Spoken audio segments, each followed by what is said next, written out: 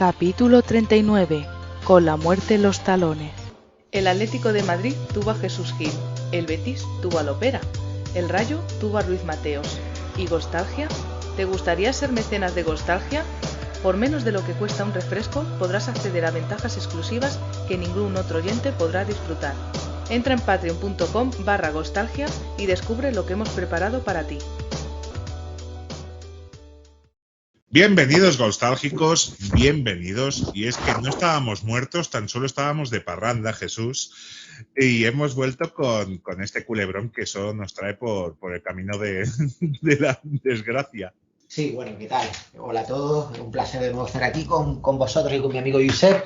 Vamos a seguir por este tortuoso camino por el desierto que nunca termina. Lo dejamos en Guatemala y entramos en Guatepeor. Sí. Así que bueno, cuando quiera, amigo Josep, puede empezar con su introducción, como siempre. Sí, en este caso, pues como vamos a empezar la temporada 69-70, pues nos vamos, como siempre nos adelanta y nos ofrece nuestro amigo David da Costa, el contexto histórico del año 69. Siempre te decimos que es muy importante tu apoyo, pero ahora más que nunca. Escoge a Gostalgia como tu podcast favorito. Solo tienes que entrar en premios.ivox.com, seleccionas Gostalgia y ya está, no te pedimos nada más.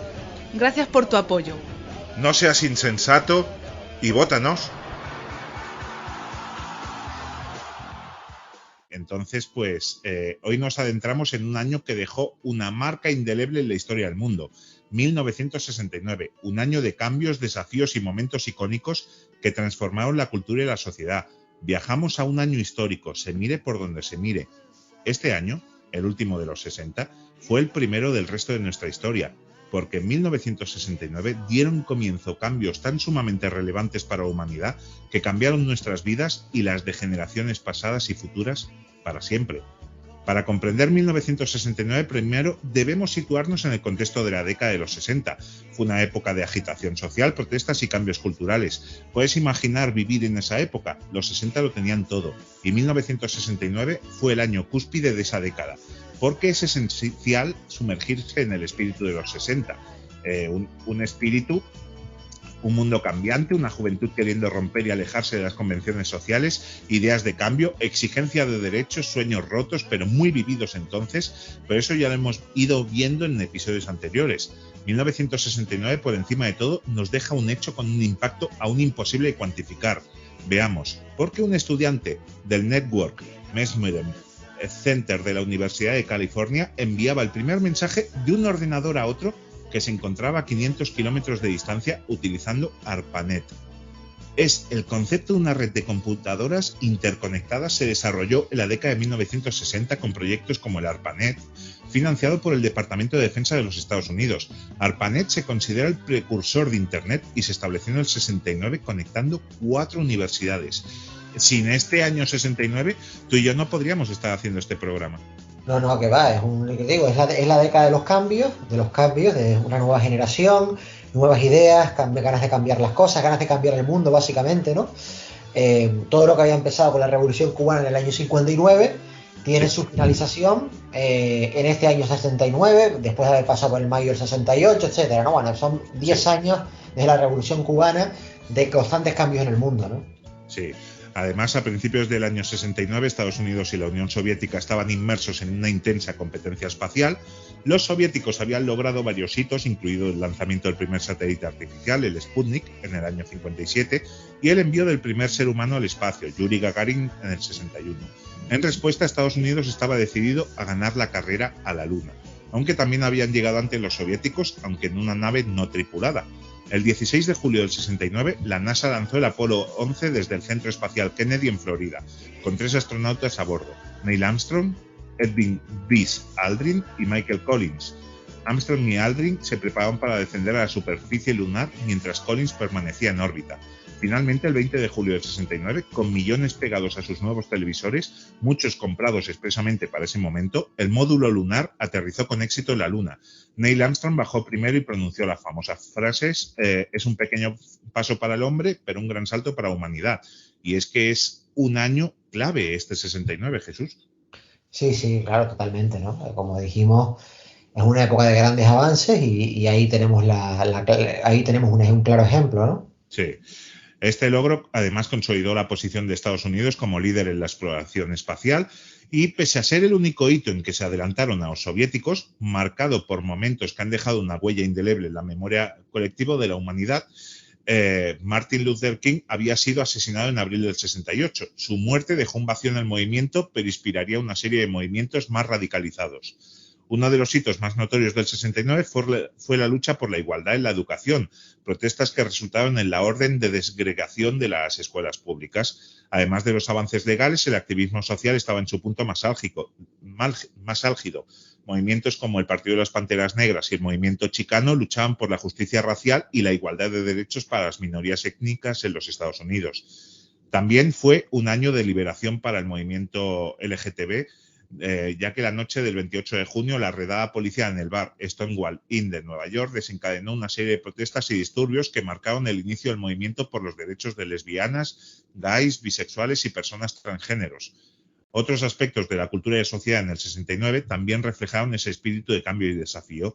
Desde la música y la moda hasta los movimientos políticos, todo contribuyó a un año que dejó una profunda huella en la historia, ya que, por ejemplo, el año 69 es el de Woodstock también, Jesús.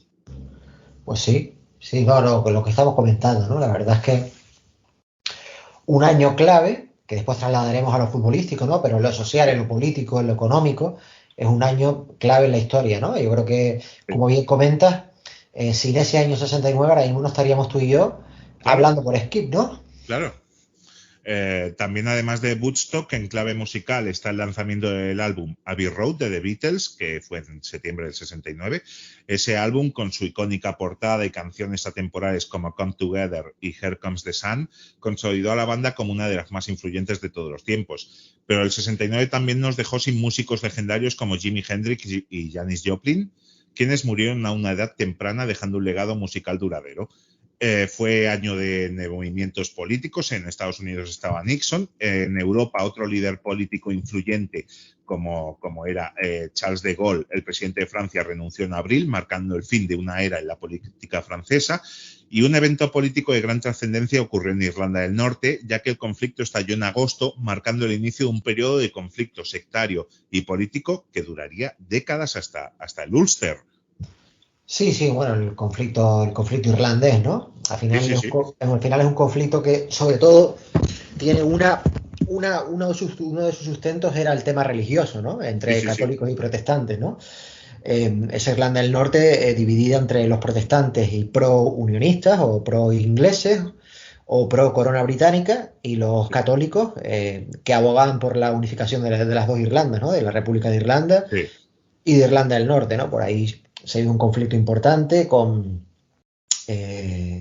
digamos que una especie de guetos donde metían a los católicos irlandeses. Sí, cierto. Incluso había calles de un sector y calles de otro, o bandas de la calle de uno y de otro.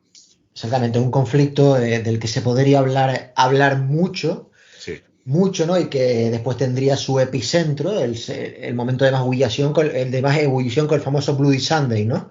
Sí. Que sería años más tarde, donde hay una masacre de católicos irlandeses que protestaban pacíficamente, ¿no? Sí, totalmente. Entonces, lo que hizo el ejército británico en Irlanda del Norte tiene tela también. Bueno, allá donde ha puesto los pies un británico, o sea, a mí me hace mucha gracia porque a mí se me han quejado británicos u holandeses del trato que ha dado España a las colonias de ultramar. Igual que en otros lugares debemos utilizar la palabra terrorismo y no conflicto, en Irlanda del Norte creo que es un sitio donde sí se puede utilizar la palabra conflicto. Sí, totalmente. En Irlanda del Norte creo que el contexto de Irlanda del Norte de la época, de los años 70 sobre todo, de los años 70 sobre todo, ahí sí se podría hablar de conflicto, ¿vale? Igual que en otros lugares, la palabra que debemos utilizar en otros, no voy a nombrar nada porque no quiero meter en berenjenales, ¿vale? Pero igual que en otros lugares, la palabra que se debe utilizar es terrorismo, en Irlanda del Norte la palabra que se debe usar es conflicto.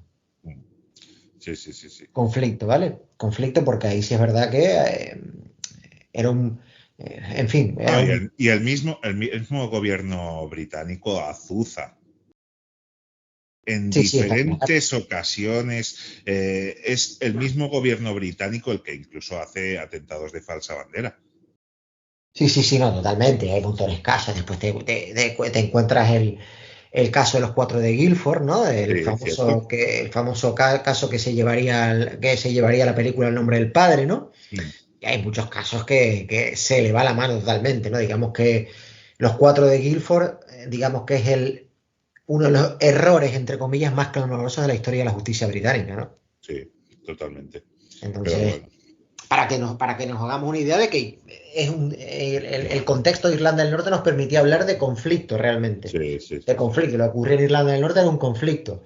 Evidentemente, el IRA utilizaba la violencia, eso es evidente, eso está claro, pero también lo que pasaba en Irlanda del Norte era un verdadero conflicto, ¿no? Entonces, Mm. ahí se hicieron auténticas atrocidades con una parte de la población católica irlandesa. Claro, es que es cierto que el IRA utilizaba la violencia, pero también el gobierno británico. Sí, sí, está claro, ¿no?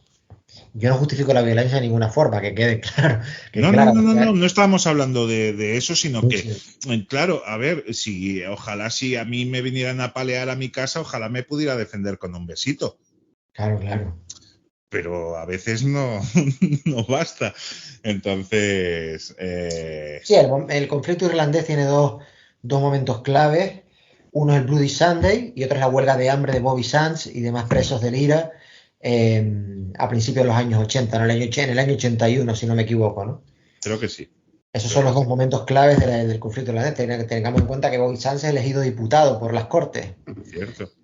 Es elegido diputado y muere en huelga de hambre, él y Mm, otros presos del IRA, sí. que lo que pedían básicamente para llevar la huelga de hambre a donde la llevaron, que fue a lo último, ¿no? Mm, Que lo que pedían el tratamiento de presos políticos, ¿no? sí, Es lo que totalmente. pedían a partir de ahí, pues, en fin, después Pero de- nos vamos a un sitio mucho más alegre que es España, Exacto, en sí. ese momento, donde el movimiento estudiantil, más cercano al movimiento obrero, paralizaría las universidades en apoyo a los más de 25.000 mineros asturianos que volverían a ponerse en huelga.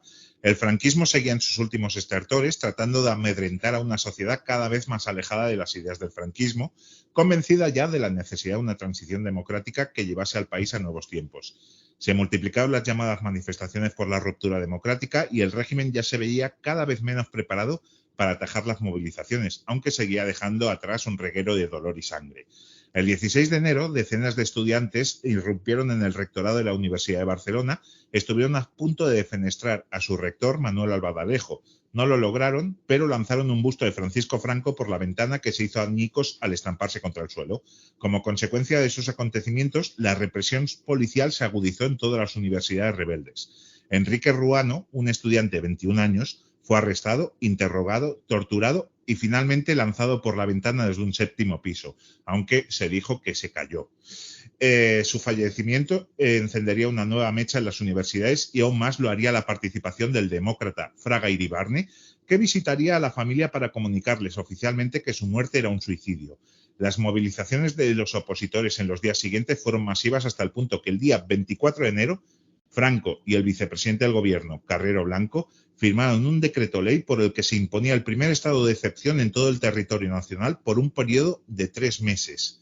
Un ambientazo en España, ¿eh, Jesús? Sí, sí, también tengamos en cuenta que es la época en la que surge un personaje que será muy famoso, Sí, años 68 y 69, estoy seguro de que sabes de quién hablo, de Eleuterio Sánchez el Lute, ¿no? sí, hombre.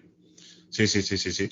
Eso fue como un lustro después, creo, ¿no? No, la historia del Lute comienza sobre esos años 68 y años Sí, 69. sí, cierto. Pero se hace más famoso, rollo, diría, 73, 74, Sí, pero sí, es sí, con, cierto. A ver, su, con sus fugas de la cárcel y demás. sí, pero sí, sí, así es. Entonces, pues Enrique Ruano, que es una persona que aún a día de hoy en manifestaciones estudiantiles se sigue nombrando. Es como en Cataluña, por ejemplo, se sigue nombrando a Guillem Agulló, por ejemplo. Entonces, Pues en este viaje a través del año 69 hemos explorado un periodo único en la historia, hemos visto nacer Internet, la llegada a la Luna, hemos flipado en Woodstock, pero también vimos el nacimiento de Barrio Sésamo, nos maravillamos con Dos hombres y un destino, nació Led Zeppelin y ya solo nos queda un año de una década prodigiosa marcado por momentos que han dejado una huella indeleble en la memoria colectiva de la humanidad. El 69 no es un año casual, es un año importante y también lo tendremos en el Barça, Jesús, porque vamos a volver con este camino por el desierto tortuoso que tiene muy poquitos oasis. Y es que nos fuimos en verano explicando lo que había sido la segunda parte de la temporada 68-69 y para el que no lo recuerde solo diremos que en Liga la temporada había sido mediocre, con una tercera posición en un campeonato que no se luchó en ningún momento y que volvió a conquistar el Real Madrid, consiguiendo de esta manera el equipo blanco su entorchado liguero número 14, situándose ya 6 por encima del Barça, que hacía 9 años que no olía el que para mí es el título que marca la temporada.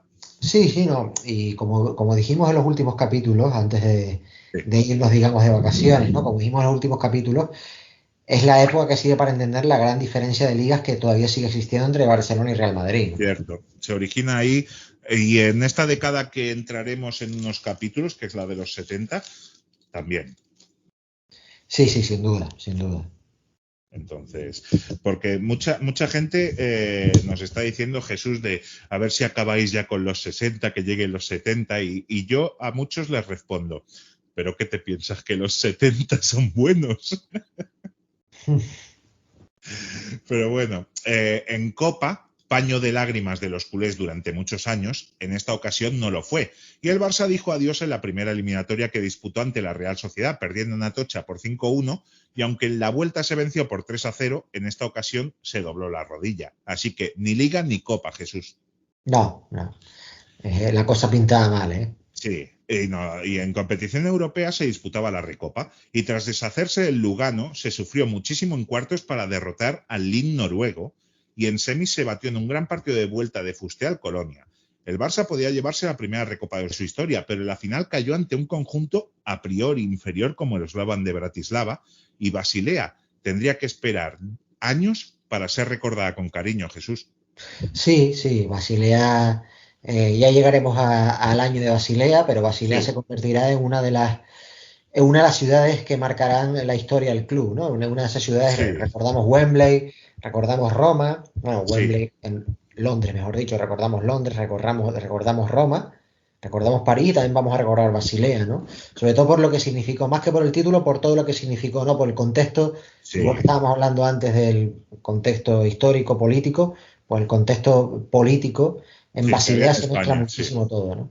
Sí, y Basilea pues es un poco como la peli de Algo pasa con Mary, que al principio te pillas la cremallera todo, porque perdemos esta final, pero al final acaba convirtiéndose en una de las mujeres, ciudades más bonitas que hay para la parroquia culé.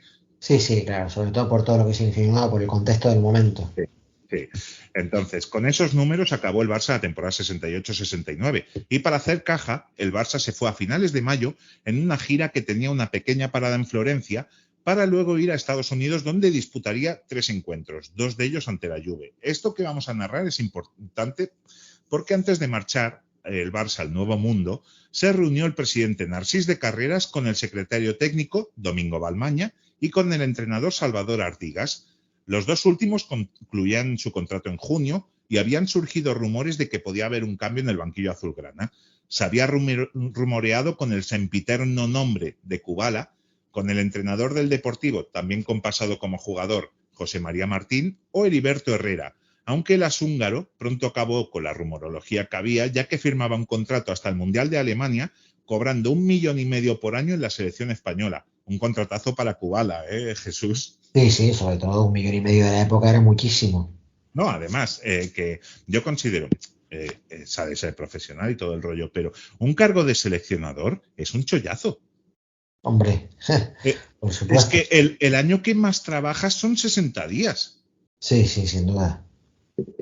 Es que nada que ver un seleccionador con un técnico de club. Nada que ver. Es raro que Charlie Reixac no acabara cogiendo, por ejemplo, la selección, yo qué sé, de Algeria, algo así. Bueno, no le ha hecho falta tampoco, ¿eh? Le daría pereza hacer las maletas. Pero bueno. Lo primero que dijo Kubala al hacerse cargo de la selección de España, dijo: por desgracia el futbolista español es uno de los profesionales que menos trabajan. Vaya palito, ¿eh? Entonces, el 26 de mayo, recordad la fecha, 26 de mayo del 69, se llega a un acuerdo con Artigas y Balmaña para renovar un año más con las mismas condiciones que tenían firmadas. Entonces, Artigas declaraba: esta ha sido una temporada irregular donde han influido mucho las bajas que hemos tenido por lesión. Si me marchase ahora, mi tarea quedaría inacabada.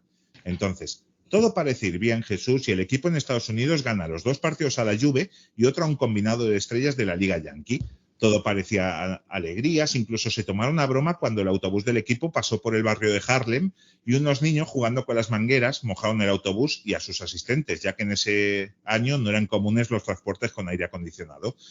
Como ya hemos dicho, las sonrisas eran fáciles de encontrar en la capital del mundo, pero mientras tanto, en Barcelona se organizaba una reunión de la directiva de urgencia en la que había solo un tema sobre la mesa, y es que era contratar o no a Helenio Herrera, Jesús. Sí, no, el hijo pródigo, como siempre, ¿no? Herrera siempre, digamos que el Van Gaal de la época, ¿no? A Van Gaal se le contrató por una segunda vez y salió como salió. Y como siempre digo, segundas partes nunca fueron buenas, ¿no? Sí, a ver, tengamos en cuenta que el técnico argentino franco-español marroquí y ahora también italianizado se fue del Barça en el 60, ¿vale? Y un lustro después, el presidente por entonces, Llaudet, ya intentó contratar sus servicios para que volviera. Entonces, desde esa última intentona, habían pasado 4 años y se insistía en lo mismo a pesar de haber renovado a Artigas tan solo una semana antes. Entonces, sí, bueno. Es que eso es inaudito.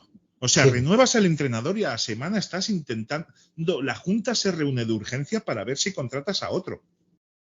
Sí, pero en el Barça de aquella época nada podía sorprender. Nada podía sorprender, ¿no? Entonces... Es que en la Junta votaron 18 de los 21 directivos, ya que 3 de ellos estaban con el equipo en Estados Unidos, ¿vale? Y en contra votaron los directivos Azorín, Ulriach, Viladumiu, Piera, Carrasco, Bargés y Mureta. O sea, un total de 7.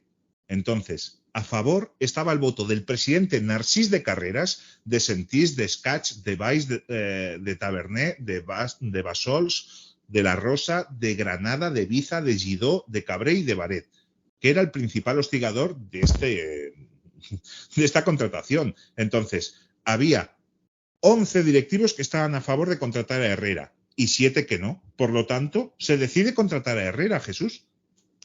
Sí, bueno, al final Herrera lideró la última época victoriosa del club y entre tanta travesía por el desierto, pues el recuerdo que quedaba era que el último entrenador en conquistar títulos había sido Herrera. Entonces, Sí. pues vamos a traer a Herrera de vuelta, ¿no? Entonces, eso sería algo que pasaría en un club como el Real Madrid, pero en el Barça esto no va a pasar. Porque, a ver, los directivos que eran Montal, Sabaté y Vaidaperas no votaron, pues estaban en la gira con el equipo y además no fueron ni tan siquiera informados de los hechos que se estaban produciendo en Barcelona. Estamos hablando del año 69, no hay la información que podemos tener hoy. Además, decíamos que Baret era el principal cabecilla de esta rebelión y aunque Carreras había pretendido la unidad, su propia junta era una olla de grillos.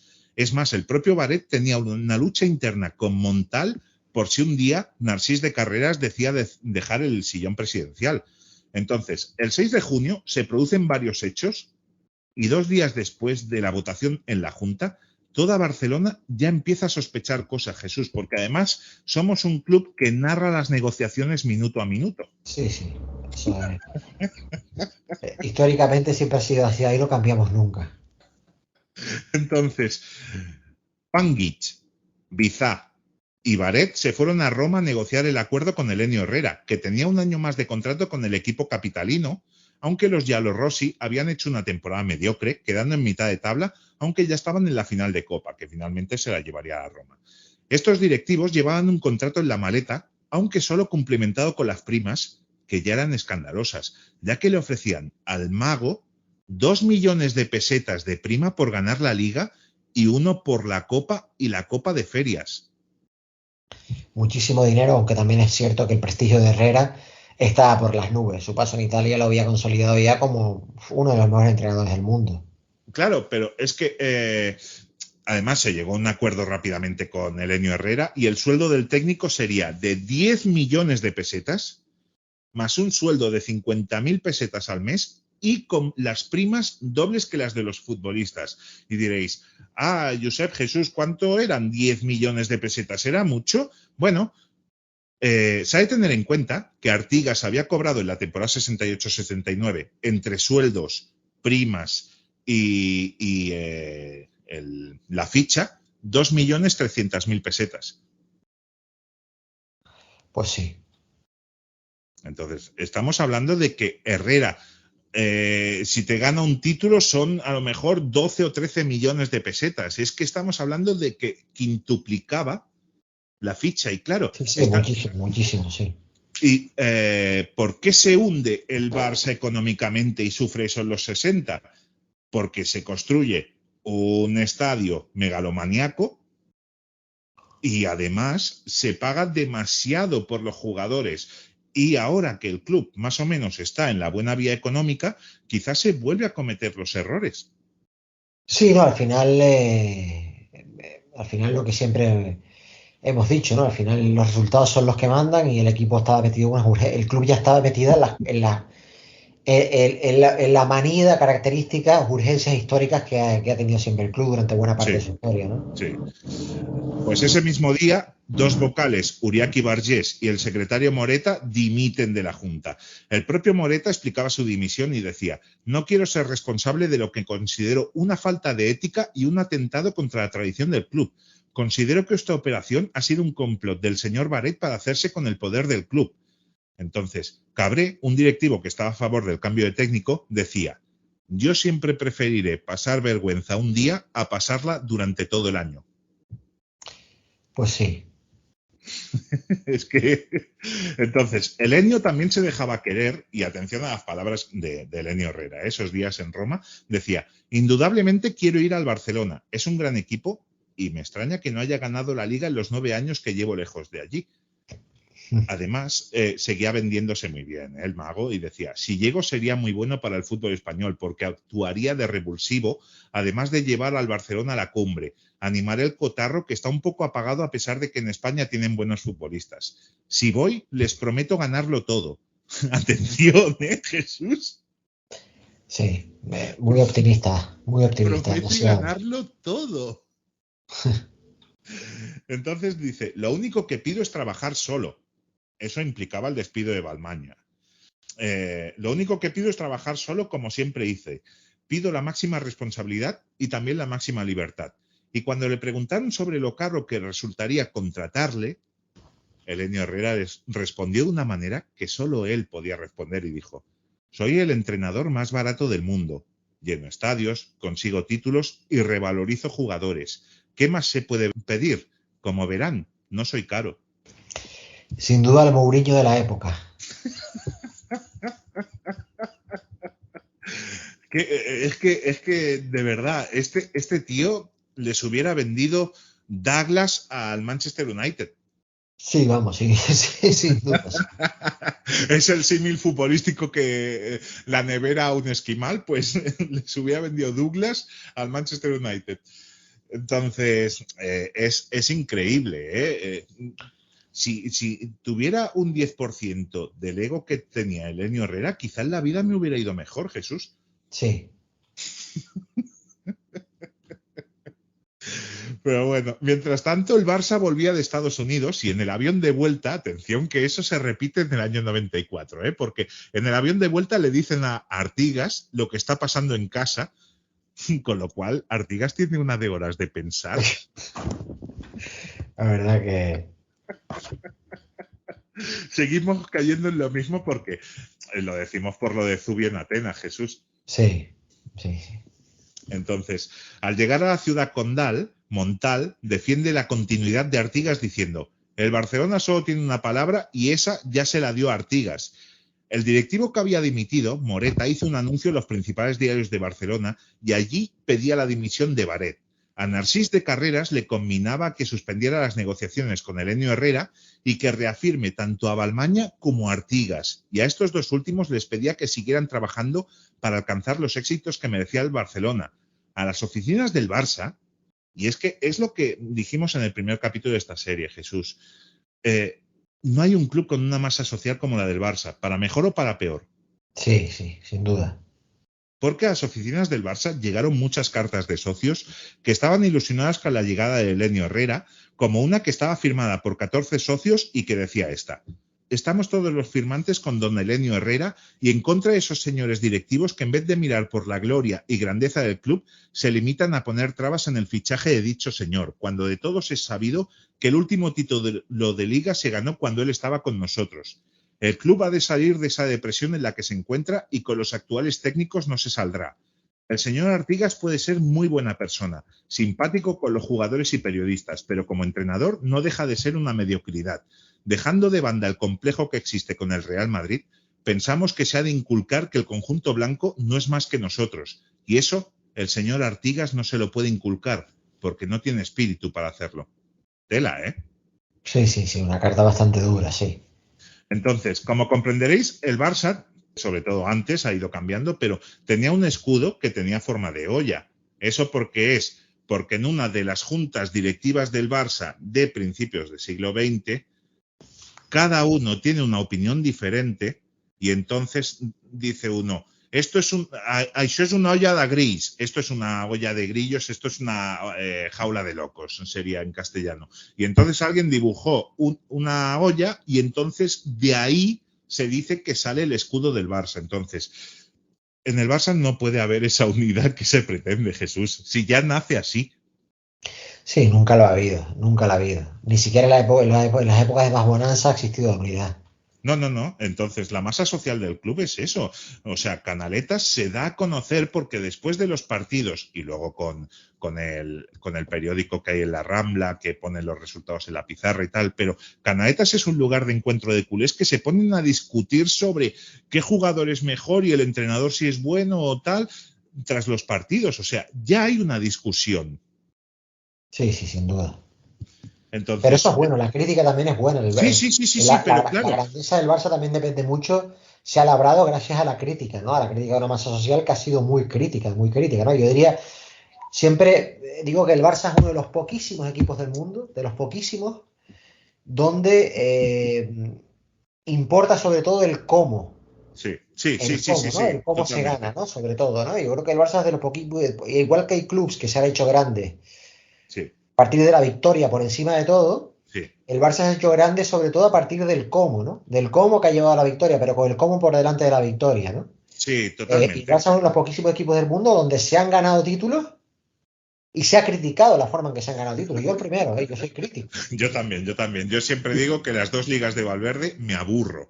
Sí, también es cierto que en el subconsciente influye mucho las Copas de Europa que ganó el Madrid en una época de títulos del Barça, ¿no? Por ejemplo, la época de Van Gaal, el año 98, el Barça gana Liga y Copa y el Madrid gana la Copa de Europa, ¿no? Sí, pero es temporada fracaso para mucha gente. Exactamente, ¿no? Porque encima es la séptima del Madrid, ¿no? La Copa de Europa que instala al Madrid en la época de en color, ¿no? Sí. Y hasta entonces decíamos que el Barça había ganado una Copa de Europa en color y el Madrid la tenía en blanco y negro, ¿no? Y además nos quita el 20 de mayo. Exactamente, ¿no? Entonces, el Barça es la filosofía que implanta Cruyff cuando llega en el año 88, sobre todo, ¿no? Que importa sobre todo el cómo.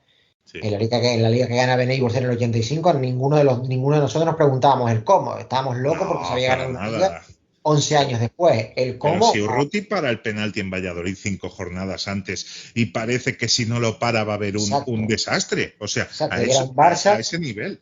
Era un Barça aquel del 85 que era pues probablemente uno de los 3-4 equipos más físicos de Europa, ¿eh? Sí. Uno de los 3-4 equipos. El Barça era un equipo evidentemente entrenado por un entrenador inglés y aparte muy inglés, porque Benítez era un entrenador muy inglés. No tenía nada que ver con Paisley o con la escuela del Liverpool. Benítez era muy, muy inglés. Y ninguno de los que celebramos aquel título nos preguntamos el cómo. Lo que estábamos éramos locos de felicidad porque se había ganado un título 11 años después, sabiendo que se había ganado un título con un estilo que era muy diferente al que después nos llegaría a la época de la gloria, ¿no? Un estilo muy físico, un fútbol basado en el pressing, en la estrategia, nada que ver con lo que llegaría después, ¿no? Cruyff lo dijo a sus jugadores en el primer estáis de pretemporada. Yo tengo la obligación de veros todos los partidos, así que al menos quiero pasarlo bien. Claro. Entonces, se han ganado títulos y lo que se ha criticado es la forma en que se ha ganado. Más allá de estar felices porque se ha ganado el título, no, se critican cómo se ha ganado el título. Incluso en la época de Luis Enrique, ¿eh? Pero incluso ayer estaba hablando con Carlos Nicolau, que desde aquí un abrazo, que además es un fan tuyo, pero vamos, que es muy, muy fan tuyo. Entonces, se le agradezco muchísimo a Carles, desde aquí un fuerte abrazo. Entonces, la liga del Tata realmente nos la roban arbitralmente, ¿vale? Pero ¿cómo reaccionamos? Bueno, es que no nos la merecíamos. Sí, no, es que ninguno de nosotros puso el grito en el cielo por aquel gol anulado a Messi, ¿no? Sí. Que también, para mí eso es muy importante para entender lo que hemos crecido como club, ¿no? Eso pasa en el año 87, en el año 88 y vamos, se arma la marimorena. Mira con lo de Núñez Brito. al frente, vamos a la que se hubiera armado con Núñez al frente, con Gaspar, la que se habría armado por perder una liga por un gol anulado. Tú te podrás imaginar, ¿no? Y sin embargo, ninguno, yo por ejemplo no puse ningún. La verdad No, que yo tampoco. Tú me conoces, yo soy una persona que de los árbitros habla muy poco.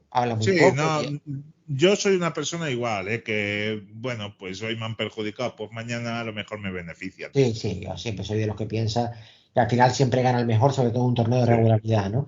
Ahora que salta el caso Negreira, bueno, el caso Negreira creo que lamentablemente para el Barça traerá consecuencias. Vamos a ver cuáles. Sí.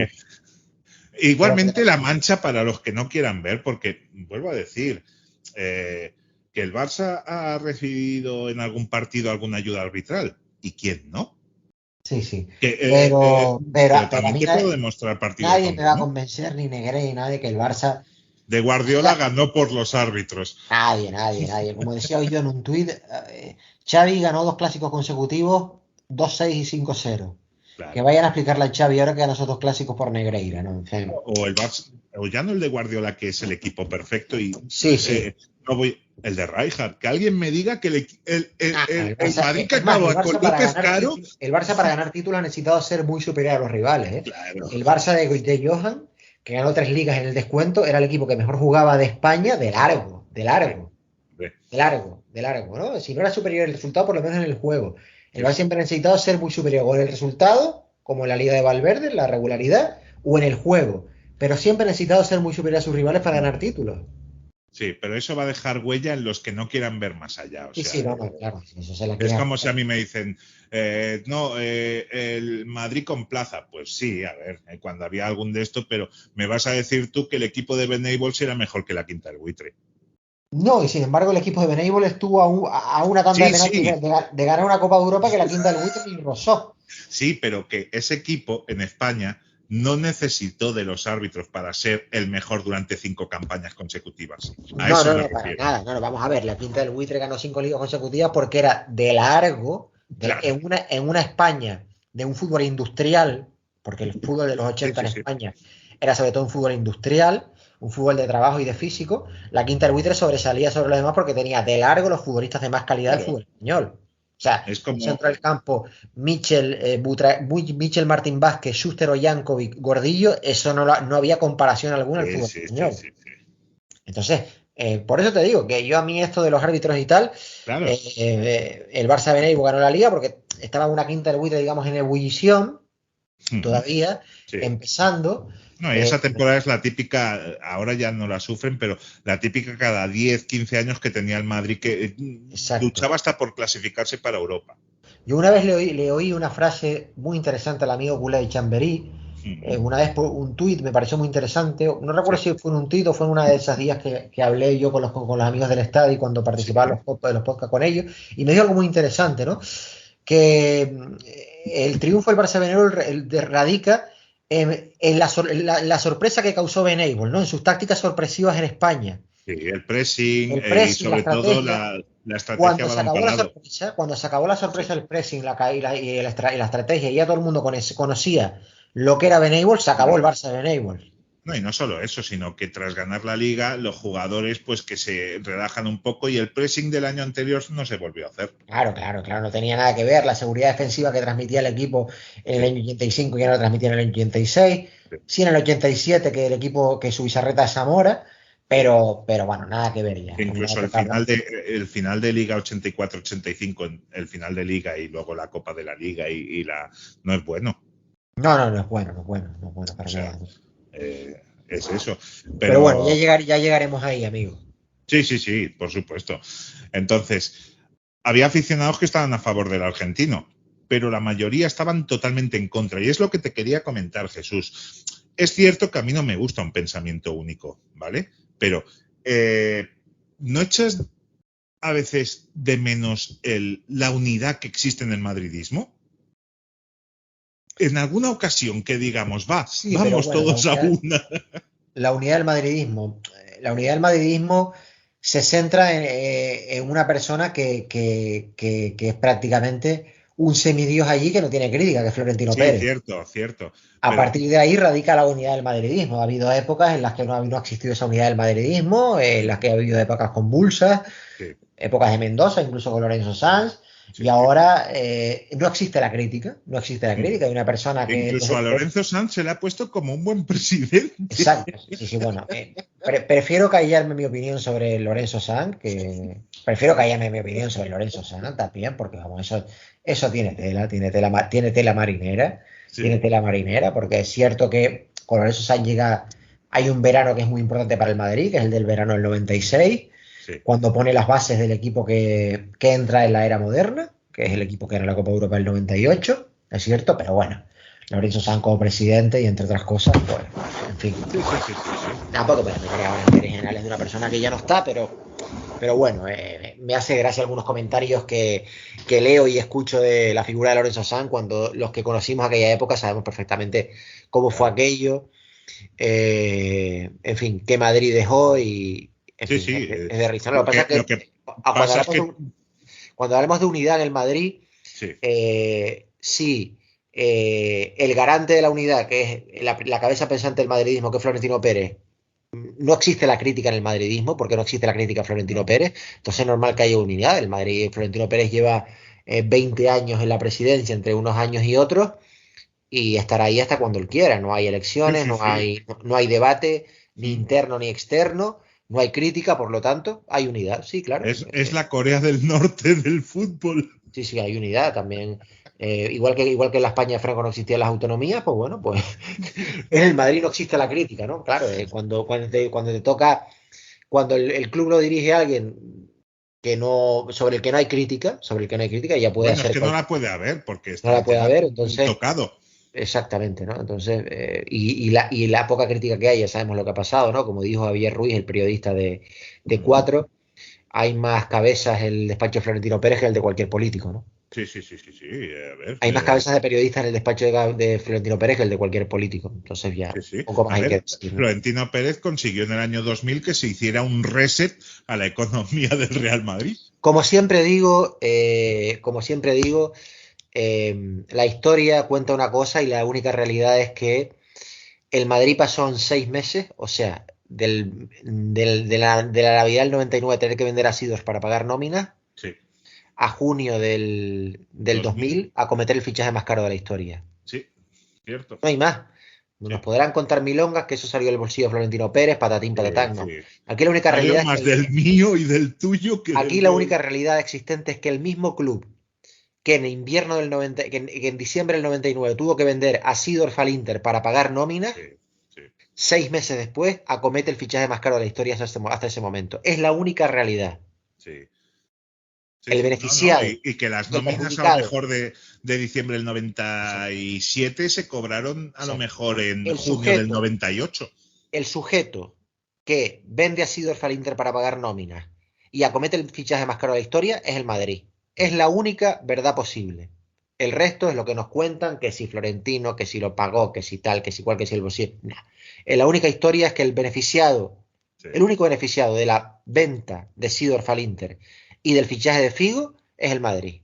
Sí, No hay sí, más. totalmente. El resto, bueno, que nos digan lo que quieran, pero no hay más. Entonces, Pero esa es la realidad, es lo que te dije de cuando sacaron el caso del fichaje de Figo, que te dije, ¿qué tal, Jesús? Y me dijiste, las mismas mentiras contadas otra vez. Y te dije, pues no lo voy a ver. sí, no, es Porque ya evidente. me sé las mentiras. Yo recuerdo todos esos días y se ha hecho una versión posterior que no tiene nada que ver con la actual, con lo que pasó. Y con un futbolista que sabemos que durante 5 años llegó a acuerdos con 5 o 6 clubes distintos. O sea, en el periodo del 95 al año 2000, Figo llega a acuerdos con Parma, Parma, Juve, Juventus, Barcelona, Milan. Milán, Lazio y Madrid. Eso en 5 Sí, años. sí. Sí, sí. Eso en 5 años. Porque Sí, si Figo no se iba al Madrid, se iba al Lazio. No había más. sí, sí, No sí. había más. Él se iba a ir sí o sí porque por el sueldo. Se iba a ir porque le pagaban más en otro club. Y si no se iba al Madrid, se iba al Lazio de Cragnotti, que era el otro club Bueno, es millonario que de la Europa. Lazio pagaba más que nadie. Exacto. Entonces, llega a acuerdos con 5 o 6 clubes distintos. Primero llega el Barça por una sanción por duplicidad de contratos con Parma y Juventus. Algo que ya había pasado en Portugal. Que ya lo había pasado en Portugal, si no Benfica y recuerdo mal, con Sporting, sí, sí, con en el Benfica y año Sporting. O sea 91, que tras el Mundial. ¿a quién pretendemos ahí? Bueno, de todas formas, que vamos a esperar de Figo si es un tío que en su momento hace campaña por el socialismo portugués y ahora es más de derechas que Abascal. O sea, vamos a ver, yo creo que hay que no creo que haya nadie en el mundo que tenga menos palabra que Figo. Sí, sí, sí, sí, es eso. Sagra siempre me lo dice cuando ve la foto de la presentación de Figo en el Madrid. Dice, está diciendo, por favor, matadme. Evidentemente nosotros tuvimos culpa de lo que pasó, porque nosotros ya estábamos avisados. Sí, Ya a ver. estábamos avisados de lo que podía pasar. Después, Tony Friero fue el tonto de turno. Sí, Tony Friero fue el tonto de turno. Y al final a Tony Friero le pasó lo que le pasó. sí, Fue el tonto de turno que le hizo la campañita Figo en Cerdeña, sí. para el que Figo prometió que nunca se iría al Madrid. Es que es El dantesco. 24 estaré en Barcelona. Sí, después está el tonto útil, que es Paulo Futre, el tonto útil Sí, de tonto útil, que es Paulo Futre. Entre Tony Friero y Paulo Futre y Florentino Pérez, vamos, el veranito que nos dieron fue épico. sí, de Fue órdago. épico, de Pero órdago. bueno, pues Pero sí, a sí, no, veces digo, seguidor del Barça y como persona de izquierdas, me gustaría un poco la unidad que tienen en tanto el Madrid como la derecha, en ese sentido. sí, no, el Madrid va a haber unidad hasta que Florentino Pérez le dé la gana de dejar el club. Cuando Florentino Pérez le dé la gana de dejar el club, pues poder haber algún atisbo de crítica. Mientras tanto no la hay. Mientras Sí, tanto no sí, la sí, hay. sí. Mientras tanto no la hay. Hubo un atisbo de crítica. Bueno, Florentino yo creo que lo dejará cuando consiga su séptima Copa de Europa a nivel personal, Sí, sí, sí, yo tengo claro que sí. Tengo claro que sí. para Pero bueno, superar a Don Santiago. sí, sí. Pero tengo claro, yo también tengo clarísimo que eh, prefiero 10 años en blanco antes que tener un presidente como Florentino Pérez. Yo me muevo Sí, por sí, a otras. ver, yo no quiero venderme, aunque bueno, nos estamos vendiendo poco a poco, Sí. pero pues eso, en el Barça no había la unidad, porque también llegaron, había aficionados que estaban a favor del argentino, pero la mayoría estaban totalmente en contra y también llegaron cartas al club, muchos más que las recibidas a favor de Elenio Herrera.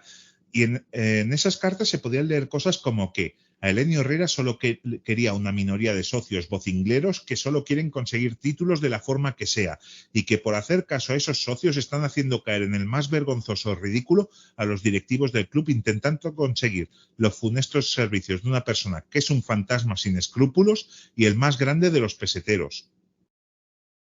Sí, bueno, la verdad es que la figura de Lenio Herrera eh, era una figura que traía consigo mucha crítica, tanto positiva como negativa, ¿no? Y entonces era una figura que no se mantenía al margen de nada y Sí, que no cierto. pasaba y que no era intrascendente para nadie, ¿no? Entonces, Sí, como yo digo, el Mourinho del siglo, de los años 60, ¿no? Incluso totalmente. con unas ideas futbolísticas similares a las de Mourinho, ¿no? Sí, cierto. Aunque Elenio Herrera se ganaba más, creo, a la gente y causaba más o menos la misma animadversión. Pero bueno, también se hablaba a favor del técnico en esas cartas, Salvador Artigas, de que le defendían muchos socios diciendo que era un hombre honrado, sencillo y con un afán grande por trabajar en el Barcelona, y eso no lo hacía acreedor a que se cometiera una injusticia con él. A todo esto, con el incendio montado en el club, el responsable, el presidente Narcís de Carreras, estaba en Budapest en una reunión de la UEFA y cuando volvió se hizo el ausente dejando que todo este asunto lo manejase Baret. Es una casa de putas esto, Jesús. Sí, sin duda, sí. Es que recordemos que la máxima ambición de Carreras era la unidad del barcelonismo y no iba por el buen camino. Entonces, es que el 13 de junio estaba prevista una junta directiva para decidir el tema entrenador y enfrente de la Masía, lugar donde se iba a celebrar la junta, había unas 100-150 personas que llevaban 4 pancartas gigantes que ponían cosas como votaste sí, cumple ahora tu palabra, cumple el sí que dijiste o dimite. O sea, son pancartas que son muy parecidas entre sí y eso a mí me hace sospechar que hay alguien que ha pagado. Pues sí. Porque, por ejemplo, otra es, presidente, tu voto fue sí, no nos defraudes y los socios te lo agradecerán, visca el presidente. Y entonces la cosa estaba muy calentita y finalmente el Barça anuncia esto.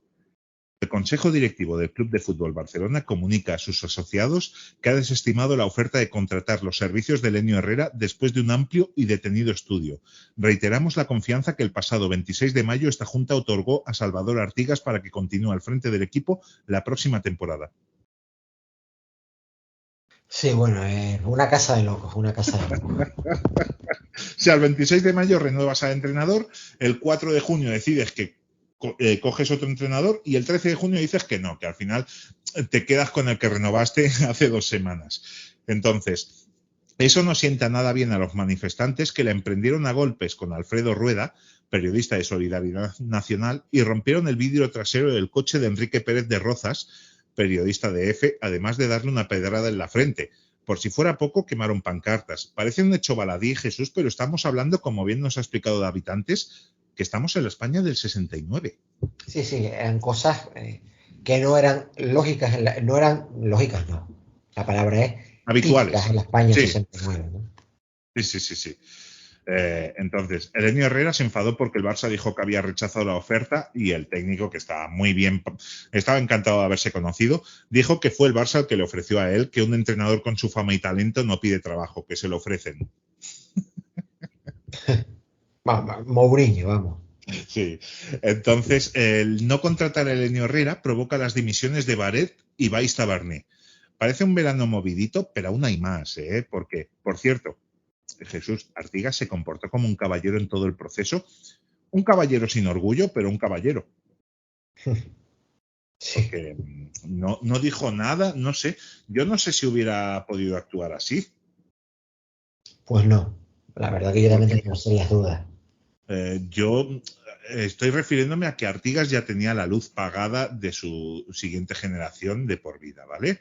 Con un poquito de cabeza, además tenía un negocio, la mujer de zapatos en Benidorm, que le iba muy bien. Entonces, no sé, yo creo que hubiera tenido más orgullo y sí, venga, me voy. No hace falta que montéis esta. Pues sí. Pero bueno. Entonces, además de algunas incorporaciones del filial y la de Bustillo, que había llegado el año anterior para la Copa, el único fichaje que se había hecho para iniciar la temporada 69-70 era el del centrocampista de 23 años que procedía del Granada, Ramoní. Ramoní había jugado varias campañas en el Español y se fue al verano del 68 al Granada, pero en el conjunto nazarí las lesiones no habían dejado que tuviese cierta regularidad. El fichaje llegó a cambio del central paraguayo Fernández, que se convertiría en uno de los pilares del futuro del Granada. Además del delantero Juanito y un amistoso en Los Cármenes. Entonces, el capítulo de altas no es muy motivador, ¿eh? No. Estábamos para lo que estábamos y no era demasiado. En el capítulo de bajas se iban Pereda y Palau al Sabadell, que se estaba convirtiendo en el cementerio de elefantes barcelonista, y ya eran hasta 8 los jugadores del equipo arlequinado que habían pasado con anterioridad por el Barça. Pues sí. Hubo un tiempo que el Español le pasaba lo mismo, ¿eh? Sí. Entonces, a finales de agosto se llegó a un acuerdo con el angoleño Mendonça y se le dejó ir gratis al Mallorca a costa de que el Barça tenía opción preferencial sobre cualquier jugador bermellón. ¿Cuántos fichajes nos han vendido así de no, es que hemos ganado una opción preferencial? Así pues, el jugador que había costado 12 millones 2 años atrás se iba sin haber dado muchas alegrías al barcelonismo y con el escozor que provoca saber que un jugador ha sido marginado por temas religiosos. Ya lo contamos, Jesús. Pues sí. Entonces, la baja que más asombró fue la del capitán Olivella, que se retiraba del fútbol tras haber jugado 320 partidos oficiales con la camiseta del Barça, habiendo marcado un solo gol y ganando 2 ligas, 4 copas y 3 copas de ferias. Uno de los grandes capitanes en la historia del Barça, Jesús, que está un montón de temporadas, está creo que es desde el 57 hasta el 69, en 12 años, y gana 2 ligas, 4 copas y 3 copas de feria. Sí, la verdad que sí, que es un poco triste, ¿no? Sí, el del Poble Sec decía, podría haber aguantado 1 o 2 años más. En ese momento tenía 33. Pero prefiero irme antes de que me echen. Y me parece una actitud muy, muy loable, ¿eh? Sí, para mí también, la verdad que sí. Sí. Entonces, al hombre que levantó la Eurocopa del 64 se le rendiría un partido de homenaje ese mismo verano en el Camp Nou. A pesar de haber rumores de fichajes de jugadores como Gaztelu de la Real Sociedad, Planas, Viverti, que era un argentino que jugaba en Huracán, o Asensi, no se concretó ninguna de estas incorporaciones hasta que llegó al Camp Nou el Dorado. Eulogio Martínez, autor del primer gol en el Camp Nou, se había hecho traficante de jugadores o, como ellos prefieren llamarlo, representante, y trajo 3 paraguayos a prueba. Uno era Atilio Rolón, que era delantero, otro era Santa María, que era lateral, pero ninguno de esos 2 fue del agrado de Artigas y no superaron la prueba. Pero el tercero era extremo, Severiano Irala, y este sí que gustó a Artigas. Recordemos que desde el año 64 estaba prohibido hacer jugar a extranjeros, excepto en un caso, que fueran hijos o nietos de españoles y no hubiesen jugado nunca antes en la selección de su país para poderlo hacer con España si era requerido. Entonces, Irala era hijo de español, pero en el aeropuerto de Barajas le preguntaron si había sido internacional con Paraguay y el paraguayo dijo que lo había sido 2 veces. Por si la cosa no fuera suficientemente grave, el Valencia sacó un documento del señor Bogosian, que era otro traficante de jugadores, en el que decía que Irala era del Valencia y tuvo que salir el propio Irala diciendo que no conocía de nada al señor mencionado y que solo había hecho tratos con Eulogio Martínez. O sea, ya tenemos otro pequeño escándalo, ¿vale? Cuando le volvieron a preguntar a Irala sobre sus partidos con Paraguay, este ya había sido aleccionado y respondió que nunca había jugado con la selección guaraní. Entonces, ¿qué pasa? El periódico ABC, periódico comunista, sacó en portada una foto donde se veía a Irala jugando con Paraguay y eso llevó a la federación a prohibir su fichaje. Ya la tenemos otra vez. Sí, no salimos de una terreno en otra. Esto es tremendo. Entonces el Barça empezó a investigar y vio que González Botella, jugador del Elche, también había jugado un partido con Paraguay. Cáceres, otro paraguayo en el Mallorca, también. Aníbal Pérez, otro paraguayo del Valencia, estaba en la misma situación. Y el argentino Ovejero en el Atlético, igual. Pero todo se volvió aún más convulso cuando se descubrió que el fichaje estrella del Real Madrid ese verano, el paraguayo Fleitas, antes de recalar en el Málaga, jugó con la selección paraguaya. Entonces, la federación, siempre ecuánime, salió al paso y dijo que los jugadores que ya estaban aquí podían quedarse, pero los que llegaban con esa irregularidad, no. Sí, bueno, y todo eso desembocará en algo a lo que será muy importante del fútbol español en los años 70. Sí. Esta es la semilla. Igual que Exacto. La semilla de Internet fue en el 69, esta es la semilla de que algún día Cruyff pueda jugar en el Barça. Porque pues se destapó el famoso lío de los paraguayos. Pues se demostró que había un tinglado en la Federación Paraguaya en la que por $1.000 te daban los papeles a tu propia conveniencia. O sea, e incluso jugadores como el Lobo Diarte se añadieron un Martínez para parecer aún más español. Sí, no, pues todo lo que estamos hablando, ¿no? Que al final desemboca en lo que va a desembocar, ¿no? Sí. Entonces, es eso. En la Federación Paraguaya, cuando les pedían la documentación de los padres, no, se quemó tal. Entonces, se quemó con la guerra civil. Y ya te digo, por $1.000, la Federación Paraguaya te mandaba a un hombre que te hacía un pasaporte a tu conveniencia. Pues sí. Entonces, el caso Fleitas ayudó a un joven e intrépido José María García, que trabajaba en Pueblo, dejando con el culo al aire a Fleitas, preguntando todo acerca de su madre, que en teoría era española, pero que Fleitas nunca pudo saber de qué pueblo de Granada era. Ni se encontró ninguna documentación. Además, sus compañeros en el Madrid, para acentuar aún más que su madre era española, pues por su fisonomía física le llamaban el indio. Sí, no, José María García, como siempre, al pie del cañón, ¿no? A mí me parece que es un a ver, luego, a ver, antes de llegar, tú has quedado con José María García y 15 minutos antes de llegar él, ya ha llegado su ego, ¿vale? Sí. Pero es un tío que realmente hizo mucho y creó un hábito que era escuchar la radio por la noche.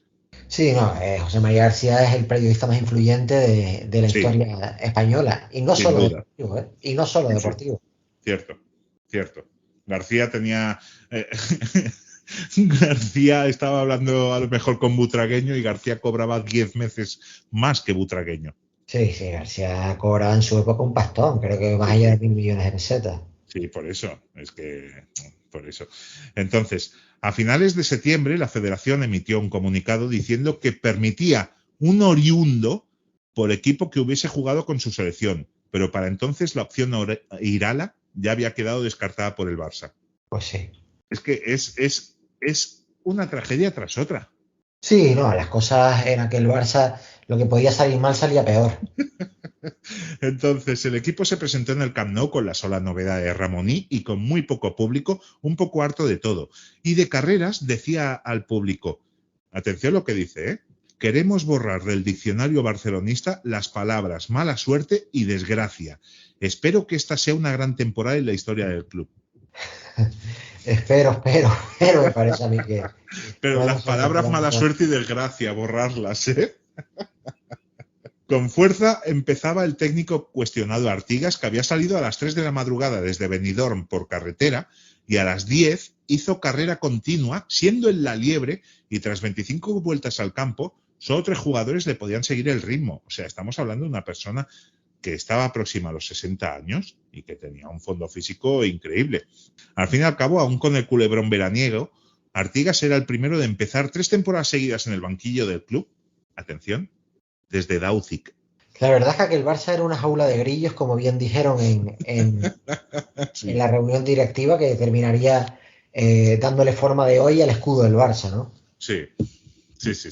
Es que es eso. Desde Dauzic. Dauzic deja el equipo en el año 54. O sea, estamos en el 69 y Artigas es el primero que empieza 3 temporadas seguidas en el banquillo.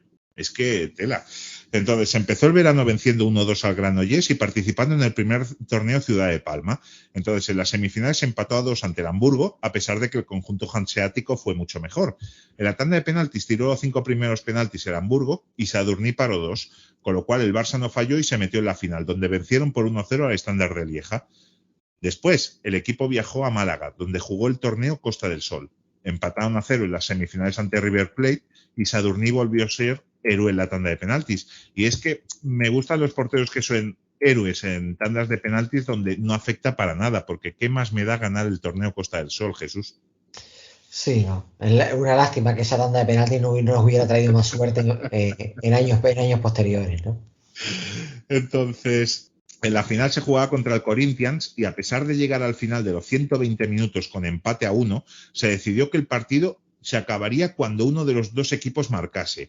Y el gol llegó a las 2:15 de la madrugada, cuando los brasileños en claro fuera de juego marcaron el 2-1 en el minuto 142. Pero los azulgrana no protestaron y vieron encantados cómo se acababa el partido. Incluso Rexach tras el partido lo dejaba claro y decía: puede que su gol lo marcaron en fuera de juego, pero todos deseábamos que aquello acabase ya de la forma que fuera. Eso sí me lo creo más. Viniendo de Rexach estoy seguro que tenía ganas de que se acabase el partido. Y tanto. El más ganas que tenía que se acabara el partido era Rexach, eso estaba claro. Yo creo que Rexach ya estaba. Rexach nació cansado. El funcionario del Barça. Rexach nació cansado. Y ahí sí es verdad que lo tengo más claro. Y es como siempre digo yo nunca he conocido un Barça sin Rexach. Bueno, y en el capítulo que viene vendrá otro de los personajes clave en la historia Hombre, del ya Barça. me imagino que vamos, otro de los que nunca ha conocido un Barça sin él, ¿no? Yo creo que hay el Barça varios personajes que llevan no sé, no, un Barça sin él. Yo creo que cuando no estén no entendería el Barça sin ellos. Sí, así es. Sin esas críticas constructivas que hacen siempre Resache y el susodicho que toca dentro de poco, esas críticas constructivas que ayudan a crecer el club. Sí. Madre de Dios. Es que si me pongo a pensar, he visto más veces en mi vida a Rexach que a mi primo, por poner un ejemplo. Pero bueno, entonces Artigas estaba satisfecho por el esfuerzo realizado por sus jugadores y decía, tenemos cuerda para jugar al ritmo que sea y ante contrincantes más fuertes. Entonces se jugó un amistoso en Sabadell al que se venció por 1-3 y se preparaba todo para el cuarto Gamper. Entonces, en el cuarto Gamper, ¿quién llega? Pues había invitado al Slovan de Bratislava en lo que pretendía ser una revancha de la final de la Recopa. Es como cuando se trajo al Gamper al Steaua también. Sí. Son cosas que solo es capaz de hacer el Barça. Porque También traerte al Gamper al Steaua, solo dos años después de lo que nos pasó, esa manera de flagelarse que tiene el Barça, que lo hace un club único. Incluso luego también se trae al Colonia cuando te ha metido un 0-4. Recordemos que el Steaua, ganar la Copa Europa al Barça le valió ser invitado el mismo verano al Trofeo Bernabéu. Sí, bueno, y a un montón de trofeos por España. Su caché subió como la espuma. Sí. Entonces, también se trajo al campeón de la Libertadores y del mundo, el Estudiantes de La Plata, y se intentó traer al campeón de Europa, el Milan. Pero los rossoneri tenían otros compromisos y en su lugar vino el Zaragoza. Es un torneo con un cartel de lujo, Jesús. Sí, sin duda. Entonces, el Zaragoza no es el que conocéis hoy. El Zaragoza en los 60 está viviendo, ya está de capa caída. Bueno, en el año 68 gana la Copa, pero ya está de capa caída, pero en el año 67, pero es un buen Zaragoza. Entonces, el Barça vence en semis 2-1 al Slovan de Bratislava y en la final por el mismo resultado al Zaragoza.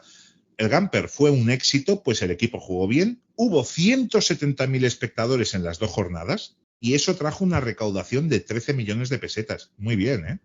Muy bien, sí. Entonces, todo parecían alegrías y el Noi de Pedralbes, nuestro amigo, decía, si todo se desarrolla con normalidad, creo a pies juntillas que daremos muchas satisfacciones al socio, jugando grandes partidos y alcanzando algún título. Sí. Rifé también veía necesario conseguir algún título y yo creo que cualquier barcelonista. Balmaña comentaba, esta es una de las plantillas más completas que ha tenido el Barcelona en su historia. La componen jugadores de todos los estilos y edades. Solo falta un pequeño acicate y es que me encantaría que Ortuño formase parte de esta plantilla. Ortuño estaba a punto de cumplir 24 años y formaba parte de la plantilla del Sabadell, con el que había hecho una buena temporada que le llevaría a jugar al equipo arlequinado por primera y última vez una competición europea. Entonces, las buenas relaciones que tenían las directivas de Barça y Sabadell en este caso impidieron el traspaso, porque como últimamente el Barça había traído muchos jugadores del Sabadell, pues el Sabadell no quería desprenderse y el Barça lo aceptó. Entonces, por eso no vino Ortuño. Pero viendo su carrera tampoco nos perdimos a Maradona. Claro. Entonces, el Barça jugó aún un torneo más, en este caso en Casablanca, donde disputó el trofeo Mohamed V. Entonces, las calles de la ciudad marroquí se vistieron de gala y todos los ciudadanos hicieron sentir al Barça como si jugase en casa. Eso aprovecharon los culés para derrotar en semifinales al Sao Paulo por 2-0 y en la final jugarían ante el Bayern de Múnich. Gallego marcó 2 goles esa noche en propia meta. Pero el partido llegó a la tanda de penaltis y Sadurní le paró una pena máxima a Torpedo Müller y el Barça se hacía con el trofeo. Artigas alababa el comportamiento del público local y a la vez atizaba al del Barça, porque mira lo que decía Jesús. Decía, ojalá la afición del Barcelona fuese así como la de Casablanca y jóvenes como Pellicer o Castro, que han jugado el torneo de maravilla, podrían jugar así en el Camp Nou sin la presión de ser abucheados o silbados cada vez que cometen un error. Madre mía. Tela, ¿eh? Pues sí. Acabó la pretemporada del equipo en el partido homenaje a Olivella, en la que el público pudo despedirse un mito del club y el jugador ganó con la recaudación unos 6 millones de pesetas.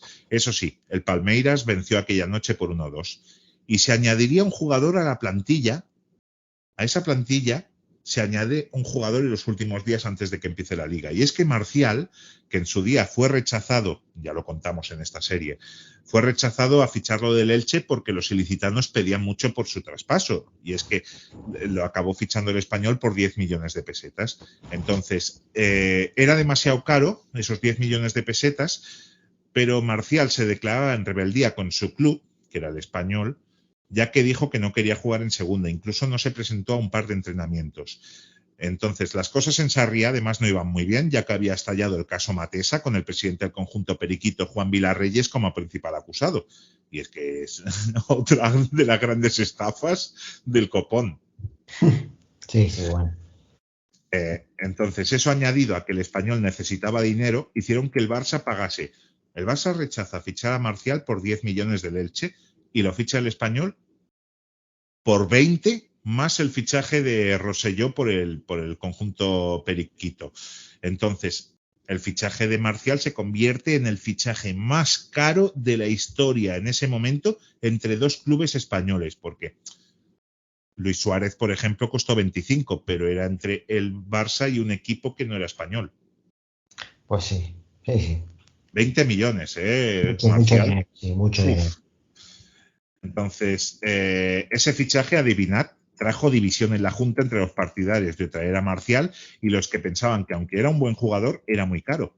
Pero bueno, entonces, iba a empezar la Liga y el Barça debutaría ni más ni menos que en el Bernabéu. Pero antes explicaremos una cosa, y es que el Sabadell presentó una propuesta de ampliación de la Primera División a 18 equipos. Entonces, hubo 9 equipos de Primera División, 16 de Segunda, 9 de Tercera y 2 de Regional, que estuvieron de acuerdo con el Sabadell.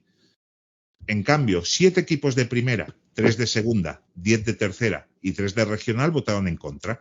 Si votáis, hubo 37 votos a favor y 23 en contra, pero la propuesta fue rechazada. Y diréis, ¿por qué? Y es que, ¿por qué en una sociedad que prohibía a los partidos políticos iba a consentir la democracia? Los votos no valían todos lo mismo y eran cuantitativos, y equipos como Real Madrid, Atlético, Zaragoza y Valencia votaron en contra. Entonces, sus votos valían mucho más que los de otros clubes. Así que propuesta rechazada de 18 equipos. Jesús. Pues sí. También había una nueva norma, y es que por primera vez se podían sustituir 2 jugadores por equipo en un partido de ligas. Artigas era reacio a esta norma. Yo creo que no la entendió muy bien, porque antes de empezar la liga, Artigas declaraba esto: yo añadiría una regla a lo de las sustituciones, y es que cada jugador que es sustituido debería estar las 2 siguientes jornadas sin jugar. Así evitaríamos suspicacias de lesiones falsas. Yo creo que no la entendió muy bien la norma, porque no me cuadra esas declaraciones. Sí, a mí tampoco me cuadra del todo, ¿eh? Yo creo que es más un poco de ignorancia al respecto. Sí. Pero bueno. Entonces, yo creo que él creyó que solo se podían sustituir jugadores lesionados, pero luego veremos que no tiene nada que ver. Entonces, el 14 de septiembre el Barça jugaba su primer partido en un Santiago Bernabéu que no se llenó, puesto que muchos prefirieron verlo por televisión. El Coliseo Blanco estrenaba nueva iluminación que se vendía que sería perfecta para retransmisiones de televisión en color, algo que aún no había llegado a España. Así que es como el Mundial de Argentina, que hacen todo para que se emita en color, pero en Argentina no hay televisión en color. Exacto. Entonces, a pesar de la localía, el favorito en este partido era el conjunto azulgrana, puesto que habían hecho una gran pretemporada. Todo lo contrario a los blancos, que además tendrían la baja de Amancio, y su gran fichaje, Fleitas, estaba siendo una gran decepción. Entonces, en el minuto 3, tras una cantada del guardameta blanco Betancor, deja la pelota muerta, la aprovecha Bustillo y marca el 0-1. 2 minutos después, en una jugada entre Bustillo y Puyol, el aragonés marca el 0-2. Increíble pero cierto. Minuto 5, Jesús, 0-2, 2 goles de Bustillo. Pues sí. La verdad que sí, pintaba muy bien, ¿no? Sí, pero bueno, es cierto que Fleitas marcaba 2 goles antes del descanso y el marcador al irse al Ecuador del partido era de 2-2. Entonces, en el minuto 48, y es que si algo puede salir mal, le ha dicho Jesús, va a salir mal. Y es que en el minuto 48, Bustillo está dentro del área merengue y De Felipe le hace un entradón descomunal que tendría que ser penalti, pero Ortiz de Mendívil no pita nada. Bustillo ya no pudo levantarse y el colegiado no paró el encuentro durante un minuto, que el Barça pudo lanzar el balón fuera a pesar de estar el delantero aragonés revolviéndose de dolor dentro del área blanca. Quizá estaba exagerando Bustillo, puede ser, porque solo tuvo rotura completa del ligamento lateral interno de la rodilla izquierda y del menisco. Madre mía. Y no pita ni falta. Negreira no estaba en aquella época. No, estaba un tal José Plaza. Pero es una entrada descomunal. Es más, el doctor Cabot, que lo operó, dijo tras la intervención: la primera impresión al reconocer la rodilla ha sido la de catástrofe. Madre mía. A Bustillo se le había acabado la liga, pues estuvo 8 meses y medio apartado de los terrenos de juego. No pita ni penalti el árbitro, ¿eh? Y ya nunca volvería a ser el mismo.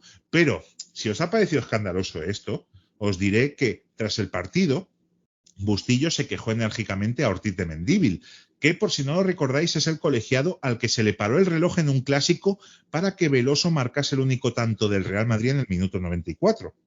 Entonces, pero Negreira.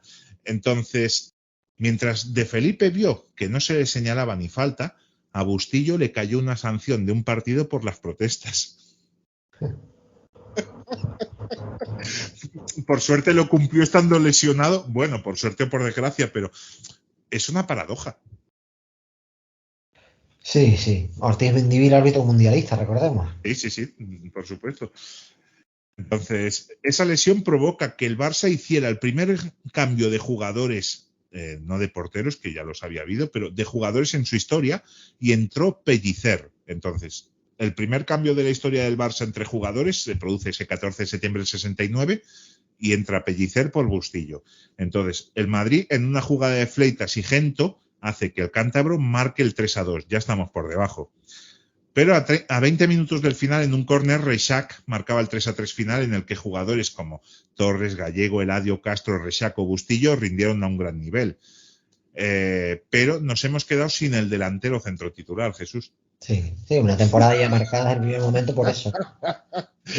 En septiembre se gana por 1-0 al Depor con un solitario tanto de Gallego a 15 minutos del final, en un partido donde lo más destacado fue la presencia en la portería de Reina, que ese verano había contraído matrimonio con Mariconchi Páez en una celebración que tuvo como padrino al cordobés, y además había renovado por 3 campanas con el conjunto azulgrana. Entonces, en un lance del encuentro, donde se le gana al Depor, Eladio hizo una entrada a Bellot que le derivó en una lesión grave. Fue una entrada normal, según lo que dicen las crónicas, un lance del juego. Pero lo mejor es que hubo campaña desde Madrid para que sancionaran al lateral de Sabadell. Entonces, igual que Paulo Futre hizo de tonto útil, aquí el tonto útil lo hizo el Depor, ya que denunció al jugador del Barça ante magistratura, pero todo quedó en agua de borrajas. Y es que lo que puede influir Madrid, ¿eh? Sí, tremendo. Y en aquella época más aún. No, pero estás pidiendo que sancionen a Eladio cuando De Felipe está silbando. Pero bueno. Artigas, tras el partido ante el Depor, estaba decepcionado a pesar de la victoria con el juego de sus pupilos, y la tercera jornada el Barça visitaba Pontevedra. Torres decía antes del partido que si el Barça quería conquistar la Liga debía ganar en Pasarón, y el conjunto azulgrana, que esa tarde jugó de blanco, no pudo superar a la zaga más veterana de Primera División, pues entre el portero y los 4 defensas sumaban 166 años, Jesús. Madre mía. Entonces, ese día, a pesar de esa edad avanzada, el partido no pasó del empate a 0, y gracias, ya que Gallego salvó un gol de los gallegos bajo palo. Entonces, tras ese empate, hubo unas críticas feroces hacia Artigas y se rumoreó su cese, pero salió Balmaña al quite y dijo: en estos momentos el cese de Artigas es altamente improbable. Entonces, el jugador Castro se alineó con Artigas, con su entrenador, y dijo: si no marcamos goles en Pontevedra no es culpa del míster, es nuestra. Cosa que demuestra también un cariño de la plantilla hacia el entrenador. Sí, se demuestra complicidad. Pero empatas en Pontevedra y ya se pide el cese en la jornada 3. Eso es el incendio perpetuo que hay en Can Barça, que la mayoría de veces es como un palo en las ruedas. Pues sí. Fuese como fuese, se celebró esos días la asamblea del club, donde se dieron a conocer unos beneficios de la temporada pasada de 10.453.787 pesetas, de las que 9.254.992 irían a amortizar la deuda, de la cual solo quedaban un poquito más de 32 millones por pagar y aún restaban 96 millones por cobrar de la venta de las Corts, con lo cual, y por eso hoy en día Jesús y yo somos del Barça, el club estaba salvado económicamente hablando. Sí, no es una época en la que es cierto que los títulos siguen sin llevar, pero económicamente el club se estabiliza. Sí, porque tienes deuda de 32, pero te faltan 96 por cobrar. Entonces, además estás teniendo beneficios en las temporadas. Es cierto que sin títulos, pero bueno, a nivel económico, bien. El presupuesto para esa temporada era de 130.100.000 pesetas. También se dio a conocer la cifra de socios, que era de 54.769 personas, y Carreras dijo: la labor deportiva en la pasada temporada fue mala. El socio se merece mucho más. Hay que tener la humildad de reconocer los errores para mejorar en todo lo que se pueda. Que es un poco la humildad de reconocer los errores, pero quiero que me la reconozcáis. Sí, exactamente. Entonces, también se jugó la primera ronda de la Copa de Ferias, donde al Barça le tocó un rival débil, el Odense.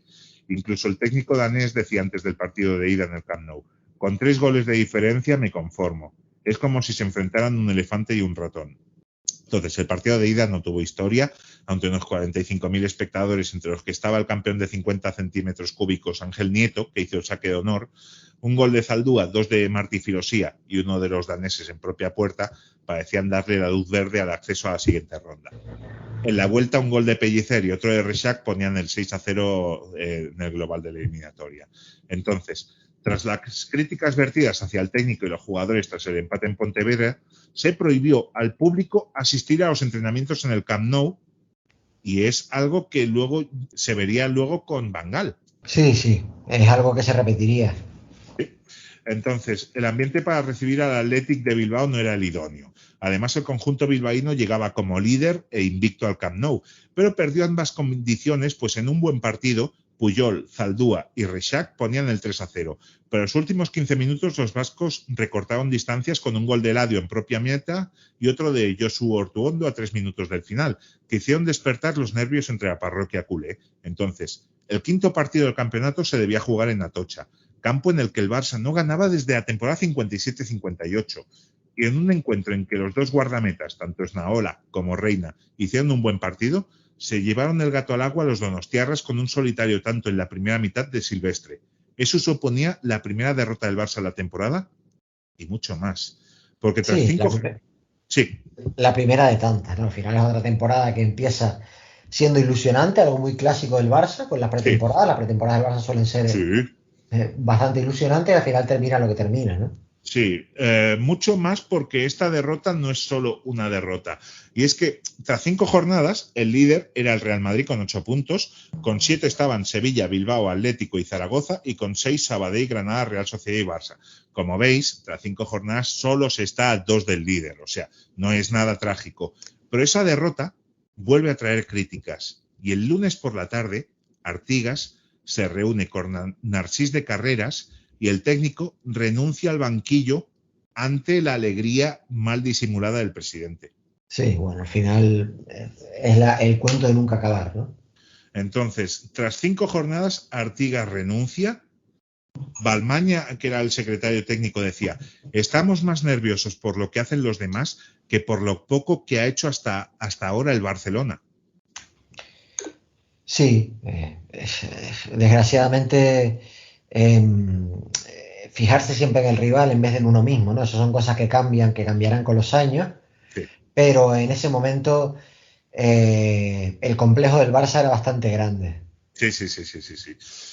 Y es que el complejo, el ambiente es tóxico, y ese ambiente pudo con un hombre honrado, trabajador y fuerte como Artigas, que intentó comandar una nave a la deriva en medio del océano y dimitía 141 días después de haber renovado, y entre medio estaba el verano. y daba paso al 10º entrenador del equipo en esa década de los 60 que parecía que no iba a acabar nunca, Jesús. 10º entrenador y 10º año sin ganar la liga, ¿no? Bueno, aún podemos ganarla este año. De momento llevamos 9 años, pero 10 entrenadores en una década es muchísimo. Bueno. Es que piensa que mientras el Barça ha tenido 10 entrenadores, el Real Madrid ha tenido uno, que es Miguel Muñoz. Sí, es la clave, ¿no? Al final la regularidad es la clave. Sí. Entonces, ¿quién sería el elegido para salvar una temporada que acababa de empezar? Pues eso, Jesús, lo sabremos el próximo viernes en este culebrón que... Es un paño de lágrimas esto, ¿eh? Pues sí. Así que nada, esperamos que os haya gustado. Si os ha gustado, pues le dais al like, comentáis. Si queréis ayudar de una manera más activa está Patreon, podéis mirarlo allí. Y nada, Jesús, yo encantado de que hayas vuelto a Gostalgia. Hombre, yo también, por supuesto. Y nada, seguiremos narrando las aventuras y desventuras de nuestro Barça. Sí, señor. Así que nada, muchísimas gracias, Jesús. Gracias a ti, gracias a todos que estáis ahí escuchándonos con paciencia y con tiempo, sobre todo, que tampoco sobra, ¿no? No. Así que nada, nos vemos la semana siguiente desbrozando este Barça 69-70. Que vaya muy bien. Un abrazo. Golstalgia no sería posible sin el apoyo de sus mecenas. Entra en nuestra página de Patreon y descubre cómo puedes convertirte en uno de ellos. Este programa... Siempre te decimos que es muy importante tu apoyo, pero ahora más que nunca. Escoge a Golstalgia como tu podcast favorito. Solo tienes que entrar en premios.ivox.com, seleccionas Golstalgia y ya está, no te pedimos nada más. Gracias por tu apoyo. No seas insensato y vótanos.